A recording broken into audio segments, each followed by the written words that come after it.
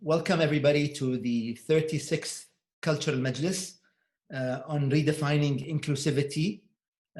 Before we start, I just want to begin by expressing my condolences to our family and friends in Lebanon for the events of the past 24 hours. I urge you all to donate, if possible, through official and authorized channels to alleviate the situation for them. Our thoughts and hearts and prayers are with them, of course. And it is with that spirit that we are continuing with this talk today. So it gives me great pleasure to be hosting three leading advocates for human rights, I think, from all over the world. They're from the Arab world, but they're all over the world now. I begin maybe with introducing Sara Minkara, who became legally blind when she was 7 years old and experienced support in the US via government and private institutions. Realizing the same support was not available to blind children in other countries, she founded Empowerment Through Integration, which works with blind children in Lebanon to instill confidence and teach life skills. Sara has recently founded a corporation that focuses on authentic inclusion. And I think what I'll do is I'll introduce people and then I will ask them questions, and I will continue with the others. Sara, I wanted to begin with this issue that you recently founded a corporation that focuses on authentic inclusion. First of all, congratulations on this founding of this new organization, but what exactly is authentic inclusion, and is there an inauthentic inclusion? Yes, well, first of all, Sultan, shukran katir. Thank you so much for having us with you today and organizing this panel. It's always so heartening to really be able to organize kind of sessions around disability inclusion. So authentic inclusion, and this is a term that I've been recently using, and this really stems from this new company that I've been developing. If you think about disability inclusion, a lot of our efforts have been really focused on the technical aspect of inclusion, which is still needed. How do we build an infrastructure, a building, a system that is technically inclusive? How do we make sure, yes, a person can enter the building? Yes, we might have accessible materials. That's if even we have it, right? But the question is, even if we have all of these technical inclusive systems, are we actually welcomed? Is the culture welcoming? Does the culture create a sense of belonging? And there's always this underlining narrative when it comes to disability that, there's something wrong with us. There's something that needs to be fixed. There's something off. It's not the norm. This is not how it should be. And that narrative ultimately creates really creates this narrative of not accepting a part of who you are. And I'm talking about people with disability, right? We might reject a part of who we are. We might reject our disability identity, or we might want to hide it, or we might want to tailor it, or we might not even want to ask for certain rights and accommodations, etc., because we feel like we're a burden. All of these narratives really bring forward this aspect of not embracing ourselves fully. And that leads to really us hindering our potential and our true value to come out. So authentic inclusion is all about, how do you, on one hand, as an individual, embrace all of who you are, constantly reflect on it. It's a journey. Really try to remove how you see yourself based on how society sees you, but instead see yourself based on how you think and what you are and what your identity says, right? Because I truly believe that disability is a power and is a beauty. There's perfection in all of our imperfections. So authentic inclusion is, on one hand, creating the space for each of us to reflect and embrace ourselves and move towards that. But on the other hand, and all of us in this panel and beyond, we're people of influence. We have power, whether we as parents, whether we are teachers or employers, etc. We have the power to create the narrative in our spaces. And how do we create a space that a person can bring their true self forward? A person can be their true self. And I'm going to take that a step further. I think, disability comes in so many shapes and forms. And, there's a lot of disability that's hidden. And I've spoken to so many people that have psychosocial disability or other disabilities that's hidden. And they say that we're not comfortable expressing that part of who we are because we're afraid of being judged and we're afraid of being ostracized. So how do we as people create spaces that people can be their true selves? Because only through that, then we bring out more of their value and their potential.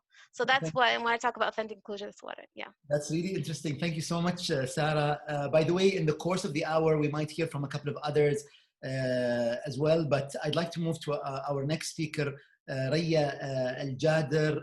Raya is a London-based freelance writer and co-founder of e-magazine Disability Horizons Arabic. She is also the founder of disability blog Careless. In the past few days, Raya was announced as the recipient of the 2020-2021 Rosalind Carter Fellowship for Mental Health Journalism. Mabruk, Raya. So that's big congratulations from me to you. Raya, a couple of the things that Sara mentioned, I think resonate with what you do. You write, you are an advocate, but you're using really all these different means through your blog and writing. And the first question I want to ask you is, how can we improve education to reflect the reality of our world, Raya? First of all, thank you. And what Sara was saying is exactly what reality is like for people with disabilities. And I do think inclusion has three bases. Inclusion has to start at home. If your family hide you away from people, you are never you're gonna think this is the norm. I'm lucky enough that I was brought up in a house that I've always been included and treated, if not better than my brother and sister. My friend, their friends have always been my friends. They've never hidden me or kept me to one side. After home, definitely school. I think if young children were exposed to disability at a very young age, they will grow up to be accepting adults. It's not going to be an issue when they face someone with disability. And finally, labeling, and I feel very strongly about this, is that people are always trying to escape the word disabled or disability, as though it's a stigma or a dirty word. People always say differently abled or differently challenged. Well, actually, no, we're just disabled, and accept us as we are. We're not determined, we're not inspirational, because I wasn't born to inspire you. If you can't inspire yourself, then I really can't help you. I've had people who come up to me just because I'm eating in a restaurant or driving my chair, and they will say, "You're inspirational." I'm thinking, well, no, I'm not. I'm just using a spoon like everyone else. These things I think are important. I think also what's important is that people need to realize that not all disabled people have to be a sport figures. We don't all have to win medals to be, we can be, a retailer, a nurse, an actor, a writer. There are so many fields that you find disabled people. So yeah, I think from my point of view, the more we see disabled people in all aspects of life, the more we are going to be a more accepted society. Fantastic. Thank you so much, Raya. I'll come back to you. I have so many questions for you and Sara, but I want to move on to my next speaker, Reem Franji. Reem Franji, who's joining us from Amman. By the way, I forgot to mention Sara is joining us from Boston. Raya is joining us from London. And Reem is closer to where I am now. She's joining us from Amman in Jordan. Reem Franji is a mother of 2 children with intellectual disability. They inspired her to become the founder of Habayibna, which in English would translate into Our Loved Ones, an online resource for parents of children with intellectual disabilities. Reem Franji is also the co-creator and producer of Team Hero Cartoon, a show that aims to build positive attitudes towards children with developmental disabilities. Welcome, Reem. I think the first things I want to ask you is, what are some of the misconceptions that we have of intellectual disability? And I really admire how you did something about it, but what are the misconceptions that we have? Especially, I want to talk about the Arab world, but I think a lot of it also applies to the rest of the world. Yeah, exactly. So thank you for having me, and so happy to be among this amazing group of change makers. And thank you for shedding the light on such a very important topic, because I believe that inclusion is a holistic process. It's not only an effort that should be made by parents alone or the government alone or anyone alone. No, it has to be made by the community as a whole.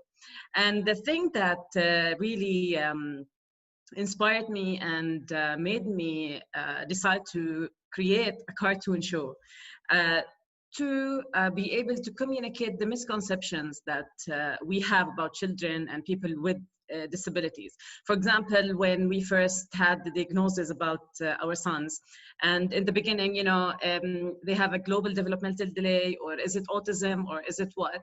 And then when one of our family member heard that they have autism, she said, "Oh yeah, I hear that people with autism are geniuses, and they will become scientists or something." And on the other side, I remember this ad that I saw on TV. It was about an awareness with autism, and it was on the other extreme. So it was very negative. It had this dramatic music, and you know, it was very dark. And I didn't love for my sons to be with autism because of this ad, for example. And that's how I could connect the dots and, you know, believe in the role of media in changing culture and changing opinions of people, and in changing the, you know, the outlook of how they see people with disability. And, you know, being with my children for a while and watching cartoons, and then I could notice that there's no any character in the cartoons for children that looks like my sons, or, you know, being like my sons. So in the beginning I said, like, why don't we have one? And I tried to reach out to production companies, and then when no one could see the potential, because we have characters of children with disabilities in general.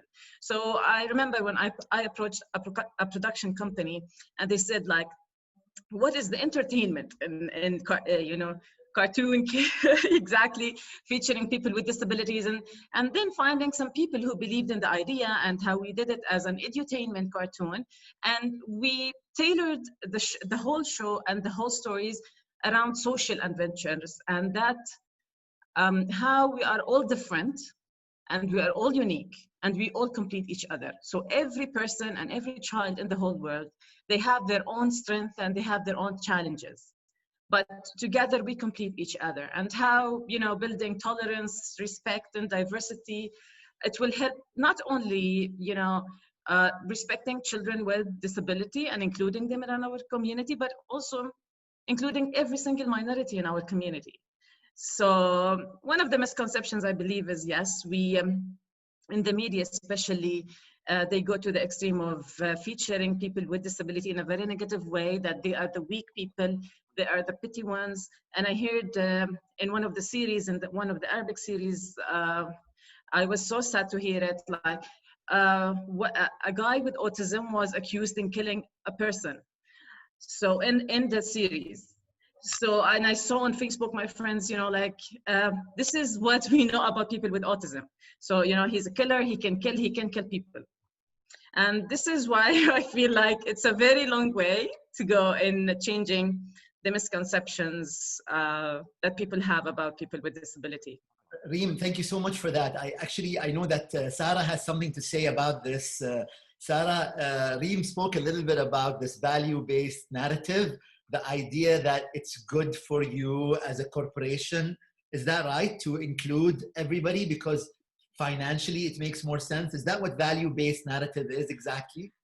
So, so yes and no, right? So I think, and to Reema's point, I'm going to build off of what she's saying. I truly believe that the inclusion of all is a value for all, and that also includes people with disabilities. And we, again, it goes back to what's been said. It's all about the narrative and how disability is perceived. You know, common narrative, charity lens, or poor lens, or burden lens, or this is awful, etc. At best, it's a human rights lens. This is the right thing to do. We have to. And this is what actually now, and through the human rights lens, we've created a lot of these regulations and protocols across corporations and others, where we tell corporations, if you hire a person with disabilities and you reach this quota, then you get X, Y, and Z, right? There's those incentives, which I hate. This is not, you know, but again, this is maybe to get to this point of actually hiring and including people with disabilities.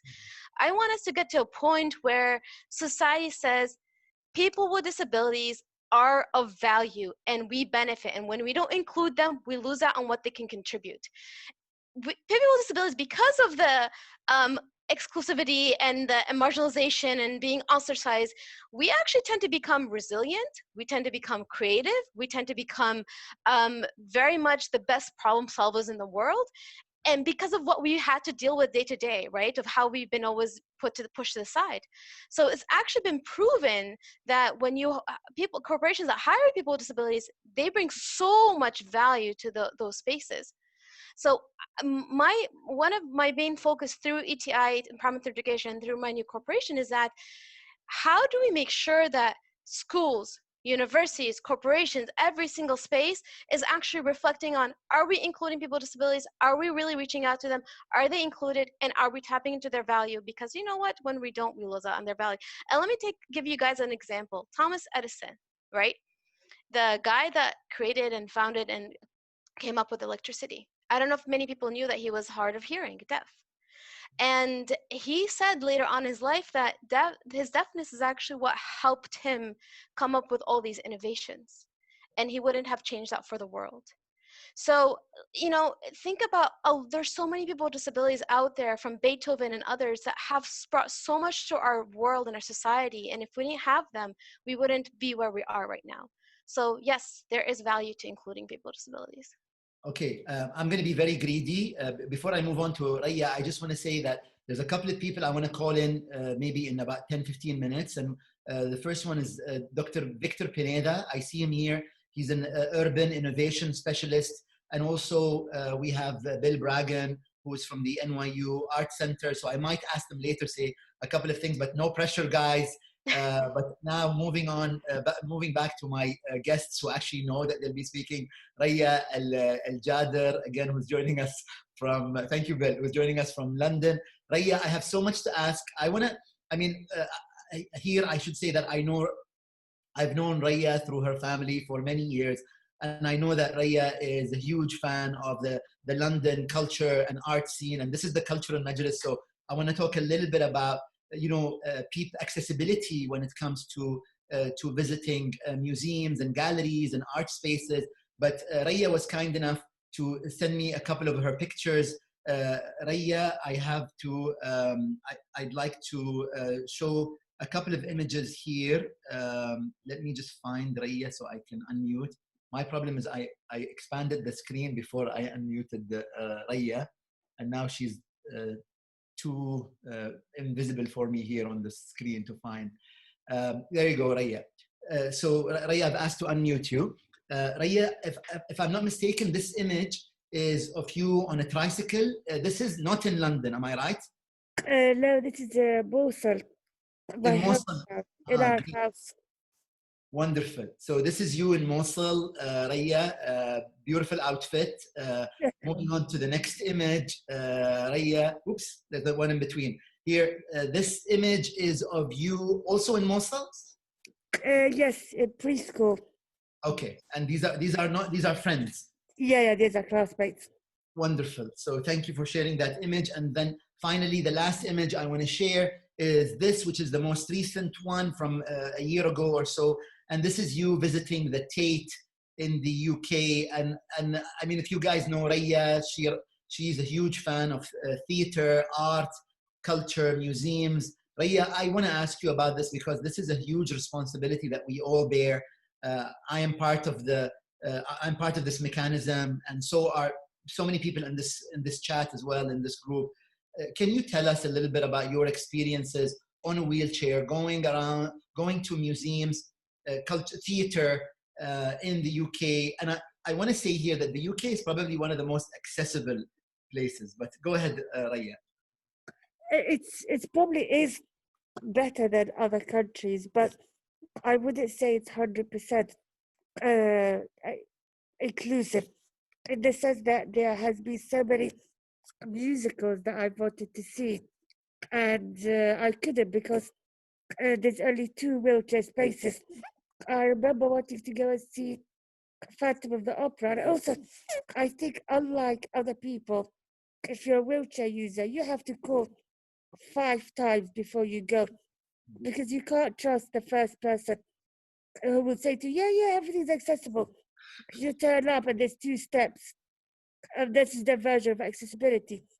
With the Phantom of the Opera, when I called to book, they said, yes, we do have space, but it's limited viewing. I said, no problem. And they said, actually, there's a whole pole in front of you, so you won't see anything. So then I thought, okay, there's no point. So I've never seen the Phantom of the Opera until we had Corona, and the lockdown introduced the new trend of everything being online, and that's how I got to see the Phantom of the Opera. Otherwise, I would have never done so. This is one example. I remember going to my brother, I think it was the Hayward Gallery, and we couldn't get in there through the usual door. We had to go through a 60s style lift in the car park, cars coming at me, and my brother had to stand to make sure that I wasn't run over to get into the gallery. This is another example. I think Tate Modern are very good. They have 2 lifts. Unfortunately, they are full of people. And I think once my brother actually said to them, if you don't have a health problem, and if you're not disabled, can you please get out and let only disabled people use this lift? Because we were waiting for about 15 minutes trying to go. And people are not considerate. They don't care as long as they get in. Obviously, I've learned to live with this. When my sister's kids got a bit older, it started to hurt me that I couldn't take them to places because they weren't accessible and they had to miss out. My niece really wanted to go and see the Sherlock Holmes Museum in Marylebone, and I found that it wasn't accessible, so she couldn't go. And there's, an impact, not just of you being not going there, but there's a guilt that goes with it because it's your fault that members of your family are missing out. Wow, yeah, wow. Okay, I mean, there's so much to say. I have Victor Pineda who raised his hand. I'm not sure if he wants to speak. Victor, let me find you so I can unmute you. So give me a second. I've been on this for so long. Oh, there you are. Victor, I am asking to unmute you so you can speak. Victor Pineda, may I introduce you very briefly just for a second? Please. Victor Pineda is an urbanist. I want to show off that I prepared and I got your bio already. So Victor Pineda is an urbanist and innovation specialist. Above all, he is an inclusion activist and expert. He leads the work of World Enabled, a non-profit organization which conducts research to inspire political action towards the full inclusion of persons with disabilities. One last thing about Victor is that he lived in Dubai and he advised the government here in Dubai and other governments, I believe, on making the city more accessible.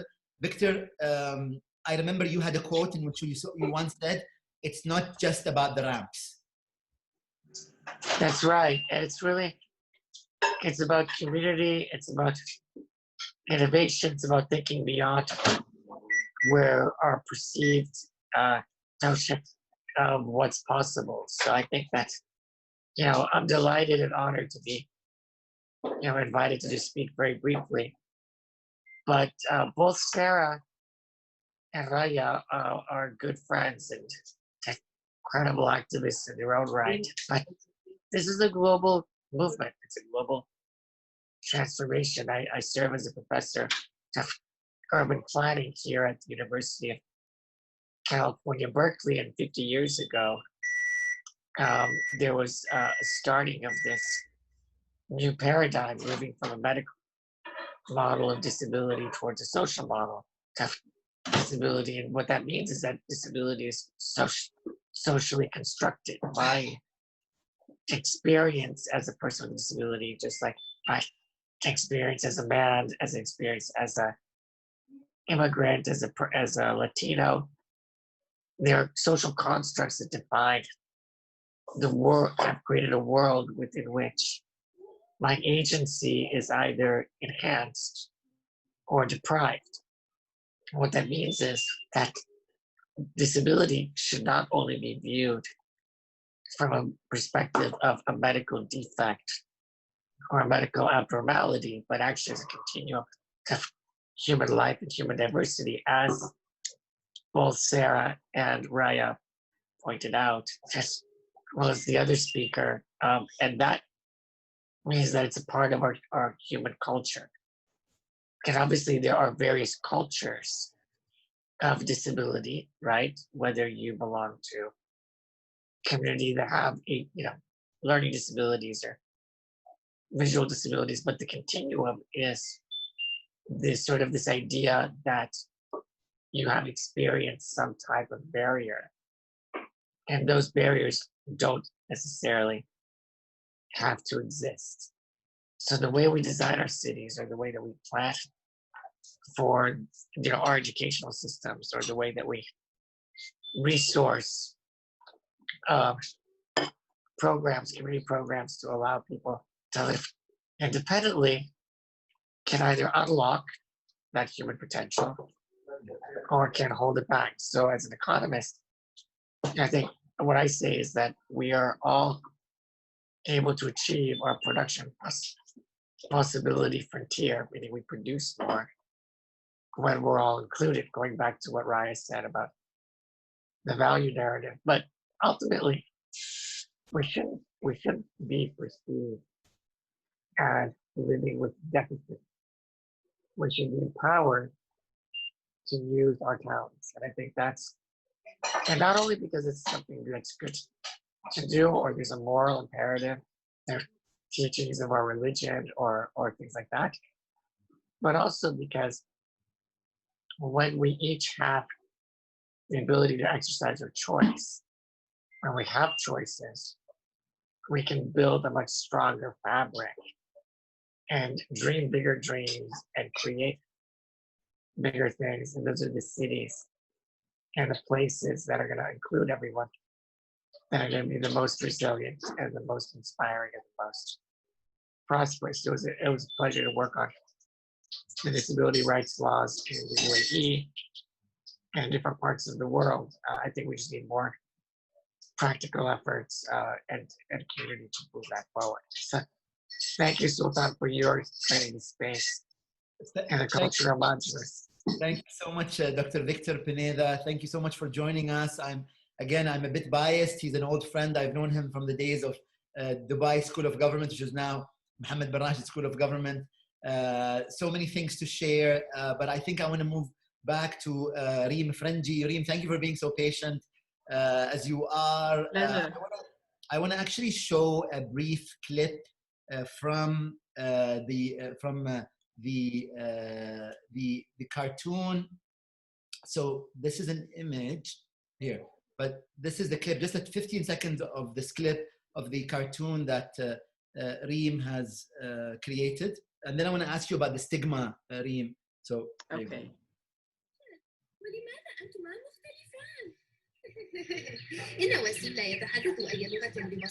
Meet Wasim. He's one of the champions from the new show Team Hero, and he speaks Arabic.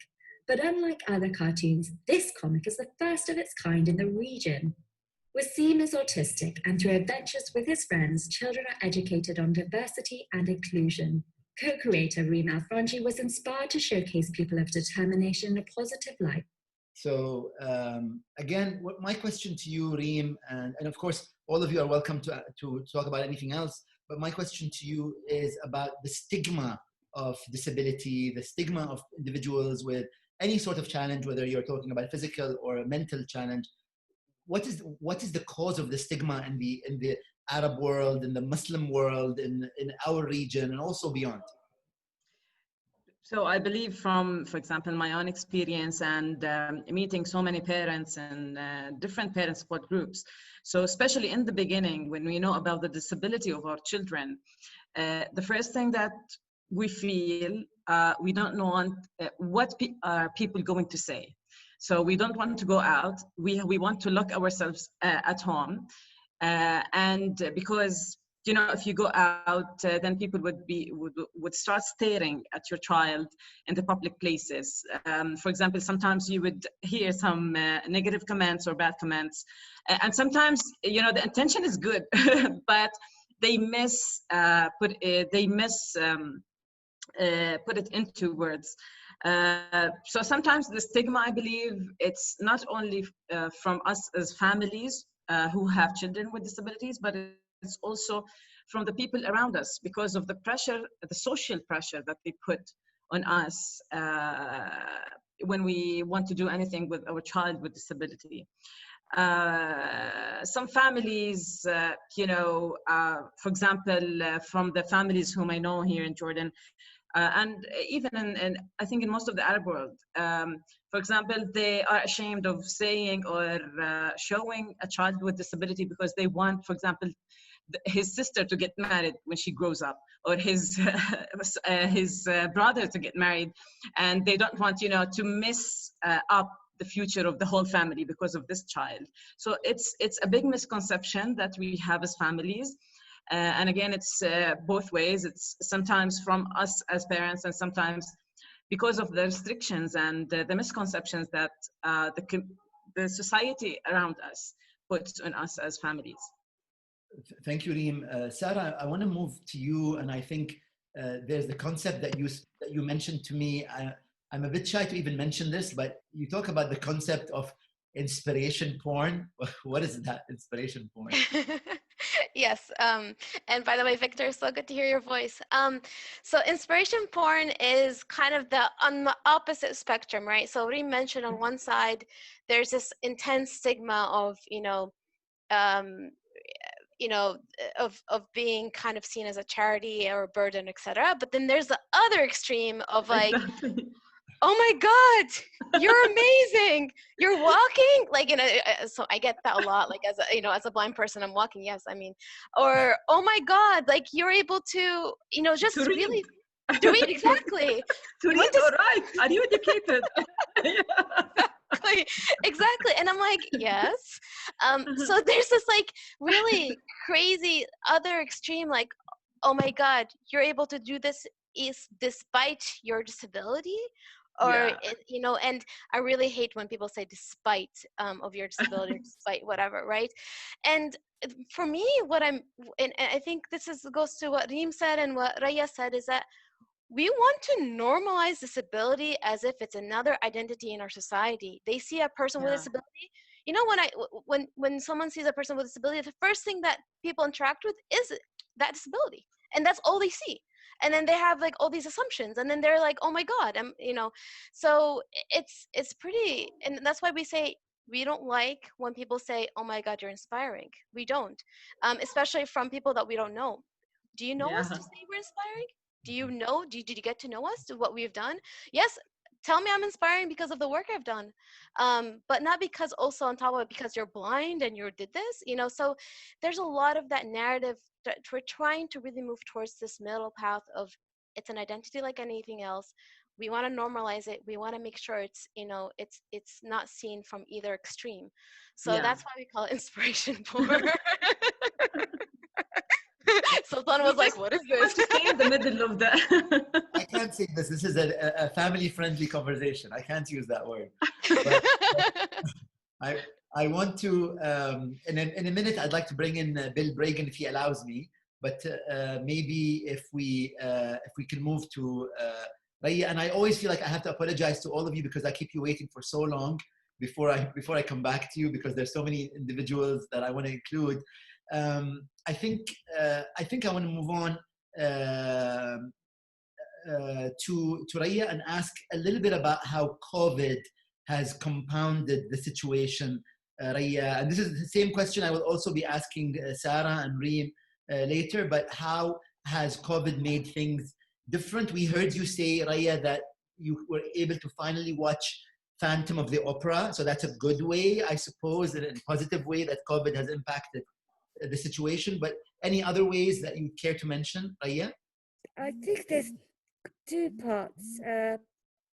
Initially, when the virus first occurred, we were told, there was a nod to the wider society. Don't worry, it's only going to affect the disabled and people with health problems. This automatically made me feel like, okay, I'm used to the fear of infection, but to be told that, it's okay, it's just going to be you. The important people will be safe, it's mentally it affects you. It makes you feel worthless. Then when we went into lockdown, I felt initially for the first time that there is equality in this world. We were all in the same situation. People who are not disabled are finally experiencing what it's like to not be able to do your daily things, to not be able to go to places that you want to go to not be able to go to work. I felt, yes, finally there's equality. And then when everything became available online, I was really happy. At the same time, I felt angry and cheated because I cannot recall the times I've been wanting to see something or apply to jobs that I wanted to do half of the workload at home. I was refused, and suddenly working from home has become the trend. So I think when the world is forced into something, they can make everything accessible. And that's why I do have the belief that everything can be accessible, regardless if it's a heritage building or if a historical site. You can make things happen when you're forced to. That is an excellent point, and quite sad, the fact that when we are pushed, we definitely adapt. So I think we need to see more proactivism here. May I bring in Bill Bragan? Are you here? I'd like to ask you, Bill. There you are. So Bill runs the New York University Abu Dhabi Art Center, and it's this holistic space where they do a lot of they do theater, they do shows, they do music, they do lots of stuff. Bill, could you talk to us a little bit about inclusivity or lack thereof at NYU Abu Dhabi? Or I want to also add, you've been in the UAE for a few years, the general scene in the UAE as well. How inclusive is it, do you think? So thank you for inviting me on. I always kind of look at these kind of conversations through the lens of art and performance. And I was lucky enough, probably about 10 years ago or so, to get invited to an arts conference called Decibel in Manchester, UK, where they were doing a lot of work to really support work coming from the disabled community. And I've been in various ways trying to incorporate it into my own programming. And I think to Sara's point, it's because the work is great. It's excellent work, and it's opening up conversations and new ways of thinking about the kinds of issues that we try to think about in art. So from the Art Center, in our very first season, for example, I posted in the chat, we presented a work by a British choreographer named Akash Udedra, who has dyslexia. He created a spectacular solo piece about his experience as being someone with dyslexia, about his relationship with language, but also his relationship with the body. And a lot of the conversations that we had post-show were about the fact that he has these alternative intelligences, which are kinetic, which is about the way that he moves through space, and that the way that the words would dance on the page as a phenomenon of his dyslexia, in a way he translated that into almost incredible movement. And then he did a lot of work with young people. There has been, when I got here, there had already been a lot of work around autism, but conversations about dyslexia were not yet happening in the same way. And so I've been at various points in my career looking at a lot of different artists in different disciplines, ASL poets, Christine Sum Kim, who's shown at Art Dubai, who's a deaf sound artist, and she deals a lot with the question of the ownership of sound. There's a choreographer named Heidi Latsky I've done some work with who works a lot. She comes out of a postmodern dance background, working with Bill T. Jones originally, and she's interested in the question of what kind of bodies do we consider beautiful for dance? What kind of qualities of movement do different bodies use? So she works with a dancer who's a double amputee. She works with dancers who've got all kinds of different kind of physical configurations, and really playing with the idea of how you're taught to look at or not look at or think about disability. There's so much really exciting work, and it's exciting because it's great work and because it's asking the questions that artists should ask. I do think to be self-critical, we don't do as much. I've not brought as much work from these artists, although it's very much in my dialogue here. And I want to, I guess, also reference one point. A colleague of mine at NYU Abu Dhabi has been making, Goffredo Buccetti, who is a designer who does a lot of work around accessibility issues on campus with his students. And one of his major points is that accessible design is good for everybody. It's good for people who might not have full-time disabilities, but maybe they break a leg, maybe they break an arm. There are different kinds of temporary disabilities. There are things that, as people age, that if you support, technology and design that is accessible, it's good for all of your audiences. We did a series of performances this year that we did presented with Special Olympics UAE that were sensory modified for people on the autism spectrum. One of them was circus, Ethiopian circus Abyssinia, and we modified the volume and eliminated some strobes and did some minor things. The house lights were a little bit brighter during the dark sections. It didn't get as dark.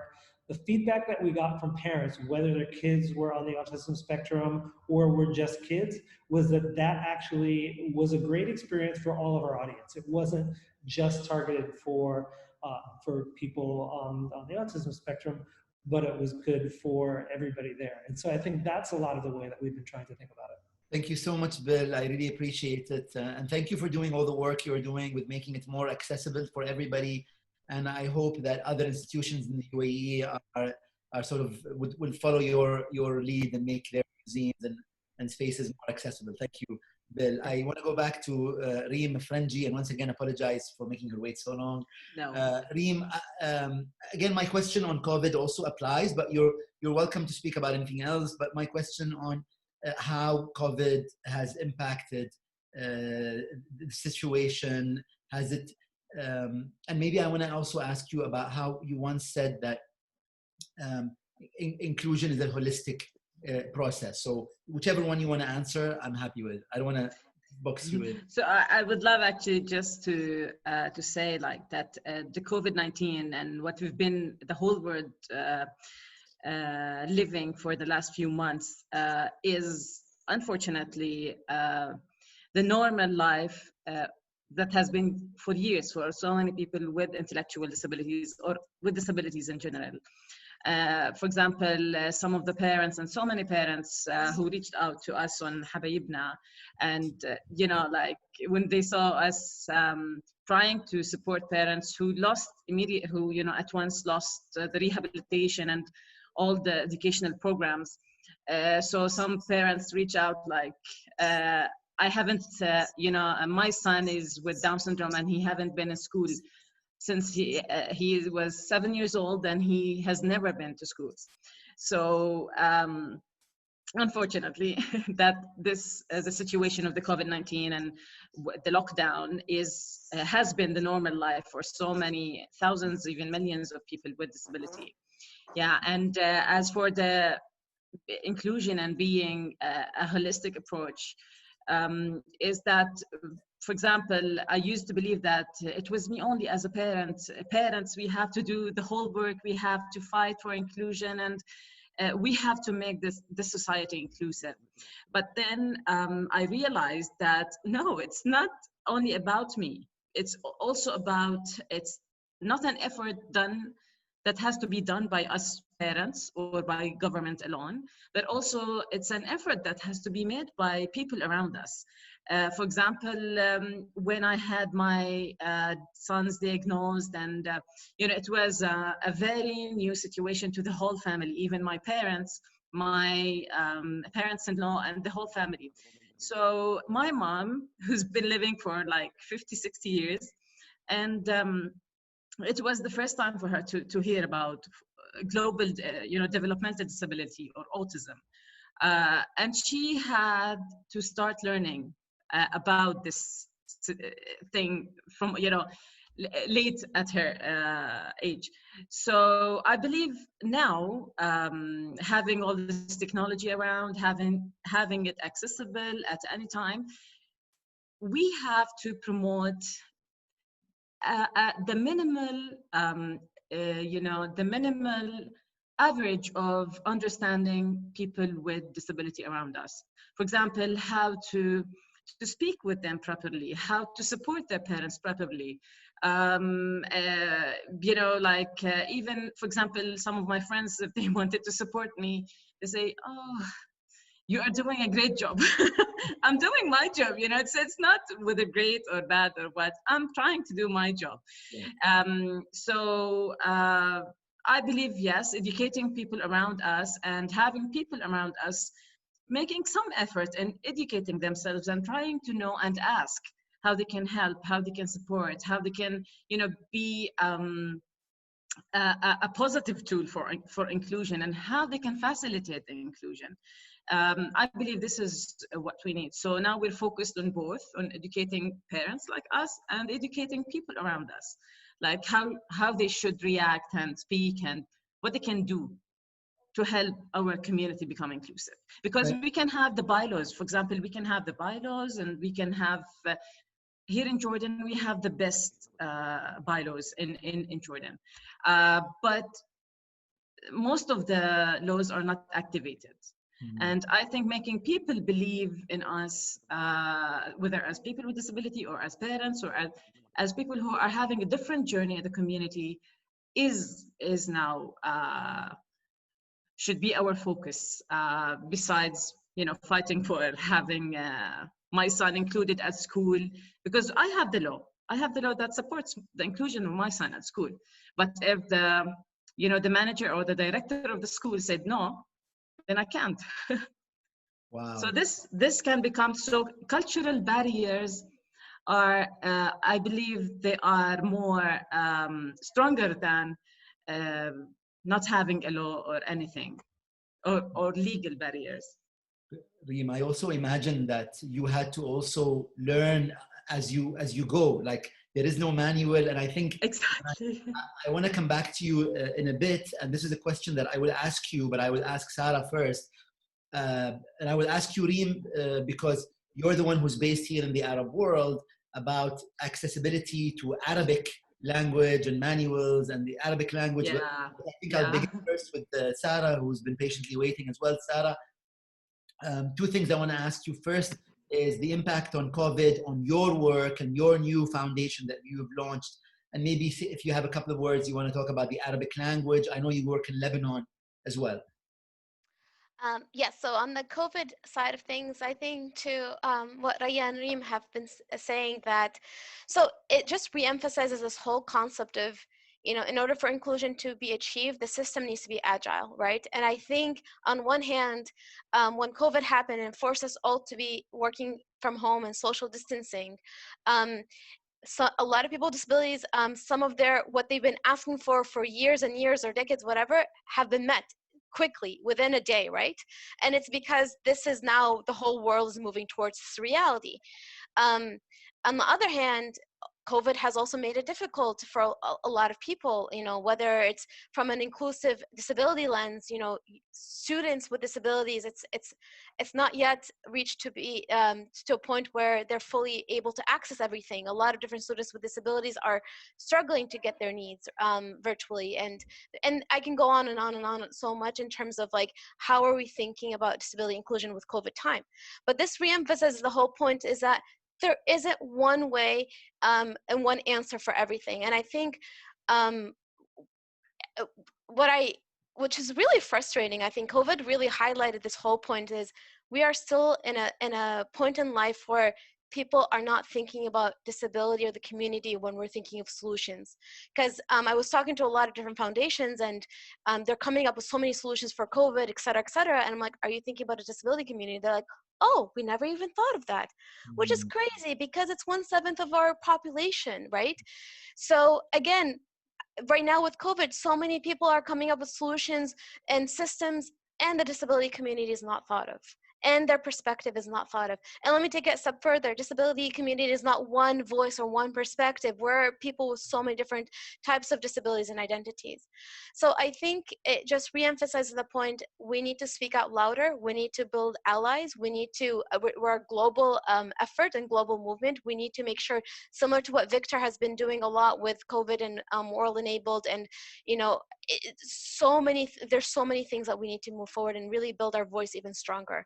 So we are heard, we're seen, and our perspective is included when we're talking about policy reform, solutions, systems, etc. What was your second point? What was your second question? My second question was about the Arabic language, availability of Arabic language, and if you incorporate Arabic, because you do work in Lebanon as well, and I imagine you might be using Arabic language there. So yes, I mean, a lot of our work in ETI works in Lebanon, across the Middle East, and we work with the blind visual impaired community. And there aren't that, I mean, yes, there's Arabic Braille, but again, there aren't that many materials that are actually in Arabic, in Braille. There aren't that many materials that, books that have been put onto audio or into Braille. Yes, online has made things accessible in that form, but again, there's a lot of, most materials in Arabic are not actually as accessible as I would hope it to be. If we want to take the kind of the Quran, there is Braille Quran. There's also different formats, but again, there's so much other literature out there, so much knowledge out there that are in book format and other formats that are not as accessible. So there's still a lot of work to be done on that front. Thank you. Before I move to Raya, I want to mention that there's a huge irony here that this discussion doesn't have captions, right? And I really tried to include captioning and even tried to move it to Google Hangouts, but apparently I'm unable to move it. And I thought how ironic it is that Zoom now is a very sort of popular platform for discussions, and I suppose they could be including captioning, for example, and other things easily, especially it's being such an used and advanced platform. So I apologize for that fact that there is no captioning. And I want to move to Raya. Raya, you grew up in Mosul in Iraq, and you have a strong bond to the region as well. Have you had much luck with Arabic language when it comes to literature and education about disabilities? Sorry. So the reason why I co-founded Disability Horizon Arabic is because when I was searching for a disability-led magazine, a lot, someone else writing on behalf of disabled people, I couldn't find many. I found two, and one was quite political, so they were using disability in a political sense, which I really detest. And the other was on a sort of religious, again, I'm not a fan of. And they were all run by men. So I wanted to be different. Our magazine is a lifestyle magazine. It addresses social issues that people won't necessarily talk about, like marriage, like bullying, disability hate crime, things like that, which are not talked about a lot in the Arab region.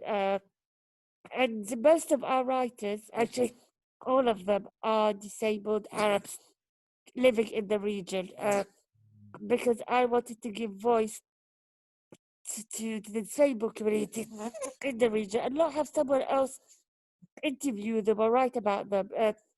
We need to own our own narratives. We need to say, because you can never ever, I can never speak on behalf of someone who has hearing impairment or visual impairment because I've never experienced it. I would never know what it's like to go to a cinema and have hearing impairment and not be able to if to listen properly to it. So for me, it's really important that we own our narratives, and I wish there was more journalists, disabled journalists in the region who are given the chance to write. I like what Raya just ended with. We only got 3 minutes to go. So Raya said, "I wish there were more journalists who would write about these issues." Maybe I can move to Reem and give you a couple of minutes to say, what would you wish for, Reem? I have a long wish list, but what would you wish for? Actually, my wish list is to have to increase the numbers of children with disability who are accessing the educational systems, and to have more employed people with intellectual disabilities as well, and to look at people with disability, the way they are, without a pity or without being so positive and inspirational. Look at them the way they are, accepting them the way they are, and trying to understand how we can all come to a closer situation in which we can, whether people with disability or as the people around us, we all come into conversations on how we can together make our communities inclusive. Thank you so much, Reem. Before I end, giving Sara the last word on the wish list, I just want to say there's so many cool comments on the chat. I just want to read a couple of them. We have Rami Rabaya, and we have Rahaf Al-Harbi, who recommend the captioning service called www.rev.com. So that is a captioning service. We have Shadi Qubati, who asked a question about what motivates inclusivity. CSR, on one hand, is a step in the right direction. Forcing firms could lead to tokenism. How can we be more inclusive? That's Shadi Qubati asking. Hamda Jamal says that Microsoft Teams has better captioning services. Sara Al-Ka'bi, who also thanks you, Reem, for including for doing the cartoon with individuals with autism, says that her sister has autism, and she echoes your sentiments, as well as Sara Minkara, and says that what NYU Abu Dhabi Art Center is doing is absolutely wonderful. I just wanted to read a few comments. There's many others here as well.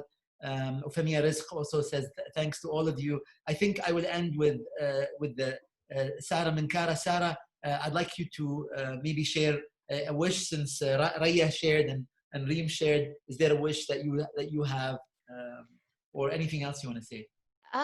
Okay, sounds good. I guess no pressure, but no, I guess my wish is that, I wish every single person in this world would move towards a point where whoever they end up interacting with or seeing, whether that's a person with or without disability, that they expect that this person has something beautiful to contribute.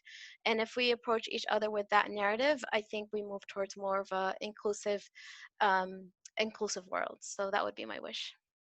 That's amazing. Thank you so much to Sara Minkara. Thank you to Sara Minkara from Boston, or in Boston, Raya Jadir, who is in London, Reem Franji, who is in Amman. Thank you all so much. it's a really, I'm so humbled, and I recognize that, you know, it's a huge responsibility on all of our shoulders. And I'd like to ask if I can invite you once again, maybe in a few weeks or later on this year, to sort of follow up on this conversation if possible. But thank you all. I will be sending you the comments and the chats. And once again, our thoughts and prayers are with our families in Lebanon. I urge you to donate if possible, if you can, or support them in any way. All the best to all of you. Have a good day or good night, wherever you are.